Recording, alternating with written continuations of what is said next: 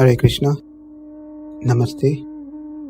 Chapter 4, which is entitled as Jnana Yoga, Sloka 4. Arjuna uvāca aparaṁ bhavato janma paraṁ janma vivasvataḥ katham etad vijānīyāṁ tvam ādau proktavān iti. Having Krishna said that he instructed this yoga system to the sun god Vivasvān, and Vivasvān instructed it to Manu. Manu in turn instructed it to Ikshvaku, and so forth. That particular statement triggered n number of questions in Arjuna's mind. So this sloka is spoken by Arjuna, raising a question based on what Krishna just said. Bhavatāḥ, your, janma, birth. Aparaṁ is junior or later. Vivasvataḥ was later after Vivasvān, janma, that birth. Where is birth, paraṁ, much earlier, tvam, than yours. Ādau, in the beginning, proktavān iti, you taught, katham, vijānīyāṁ, you saying that you taught this to one who is senior to you by birth. How can I understand this, Krishna? The sun god Vivasvān is senior by birth to you. We saw the calculation. It's many Chaturyugas back.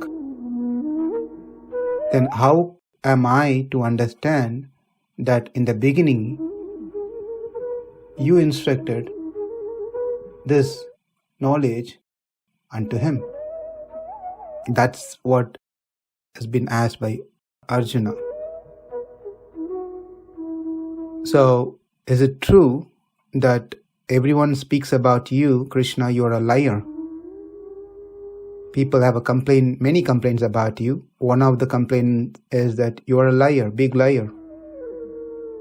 One time what happened, Krishna when he was a child, he's famous for stealing butter. While he was stealing butter in someone's house, the house owner, the lady, came inside and caught Krishna. At the time, Krishna's hand was inside the pot where the butter is, with a handful of butter. And the lady asked, "What are you doing over here in my house? And why is your hand inside the pot?" And Krishna bluntly said, "Well, I lost one of my calf. I was searching for it. And here's the pot. I'm seeing if the calf is inside this pot." So, you are a liar. Maybe you're lying also doing the similar thing to me, Krishna? Some people have this habit of saying that they know the mayor, they know the minister, they even know the president, they can get the work done. And some people are there, they make this as a business by saying, I can get you the work done, I know the government officer, and take some money. Or some people are there whom they want to make themselves appear very important among their friends. So they say that I know the president, we used to go to the school together. So they make up some stories like this. Is this something that Krishna is also trying to impress or get something from Arjuna? Certainly not. Krishna doesn't need anything from Arjuna to impress him. And Krishna doesn't need to lie these things like an ordinary person. And Arjuna asking this question is also, we should understand, is not, Arjuna is a great devotee, accepted devotee of the Lord. So how could he not believe Krishna's words? He certainly believes Krishna's words. The fact is that Arjuna is not inquiring for himself, but for those who do not believe that Krishna is the Supreme Lord, who do not like the idea that Krishna should be accepted. Krishna has been accepted by Vedas that he is supreme, but there are people who does not accept it. For them, just for them only, Arjuna is inquiring at this point as if he were himself not aware of Krishna's position. At the same time, Arjuna had a valid reason to ask this question. And by this one question that Arjuna has asked, we will learn so many important facts about Krishna. So, paying more attention to these questions that we are going to cover, the objective of this question, we'll know there are so many hidden reasons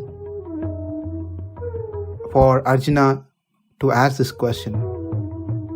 We will deepen our value towards Bhagavad Gita by understanding the reason why Arjuna is asking this question, and also appreciation to all the great acharyas who have commented and given wonderful insight to this verse, or all these verses we have been covering so far and what we are going to cover in future.